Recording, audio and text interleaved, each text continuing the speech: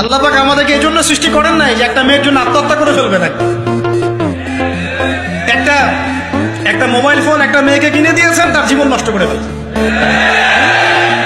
যে বাবারা মেয়েদেরকে ফোন কিনে দিয়েছেন, জীবন নষ্ট করে ফেলছে, এবং তার মাধ্যমে আরো 10টা ছেলেরও জীবন নষ্ট করেছে। আর সত্যি কথা বলছি, এখন আমরা তো ঢাকা শহরে থাকি, মানে এখানে ছেলেদের চেয়ে মেয়েরা বেশি পথ। হ্যাঁ, খুব ভালো লাগে ওদের। কি ভালো লাগে?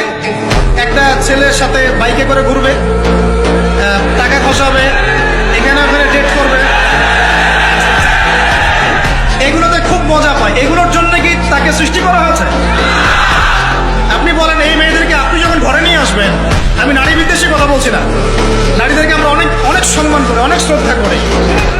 আমাকে জন্ম দিয়েছেন একজন নারী, আমাকে দিনের পথে চলতে আত্মবিশ্বাস যোগায় পিছন থেকে, ঘরের নারী যোগায় কিনা?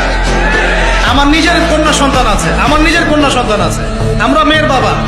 কিন্তু এখন যে টিকটক জেনারেশন মেয়েদেরকে আপনি তৈরি করছেন, ফোন হাতে তুলে দিয়ে ডেটিং করছে, বাইকের পিছনে ছেলের সাথে ঘুরছে, এখানে ওখানে ফ্রি ওপেন সেক্স করছে, কোনোদিন ধর্ষণের শিকার হচ্ছে, এই মেয়েদেরকে ঘরে নিয়ে আসার পরে এদের গর্ভ থেকে কি আপনি ইসমাইলের মতো সন্তান পাবেন?